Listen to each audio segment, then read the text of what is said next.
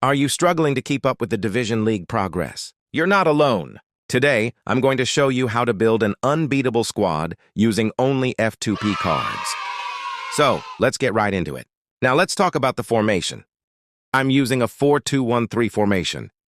First, you need to choose a good manager. Go for either long ball counter or quick counter play style. Personally, I recommend long ball counter because of how strong it is in 2026. Right now, I'm using Double Booster Martinez as my manager. His play style is long ball counter. You can also use Fabio Capello, Beckenbauer, or any coach with link-up play that suits your style. For the goalkeeper, I'm using 105 rated Oliver Kahn. You can use any goalkeeper you like, but make sure it's a defensive goalkeeper.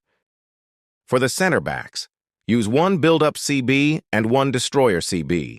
I'm using Chiellini as the destroyer and Marquinhos as the build-up defender.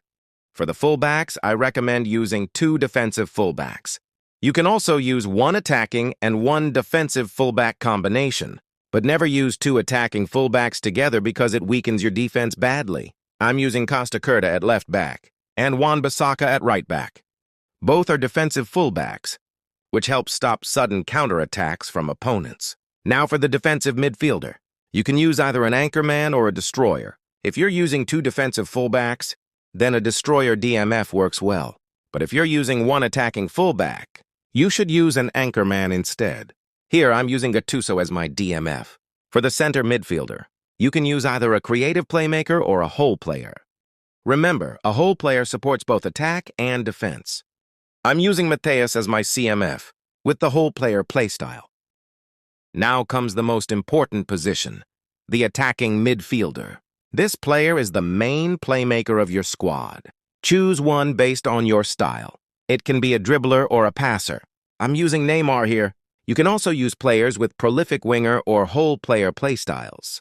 Your AMF should be able to create chances, make good passes, and dribble through defenders easily.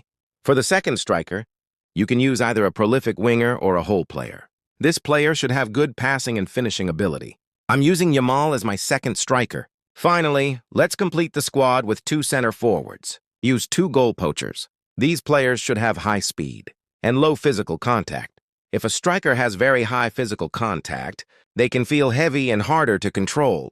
Both strikers should have at least 92 finishing. One striker should have 92 plus kicking power, while the other should have 94 plus speed.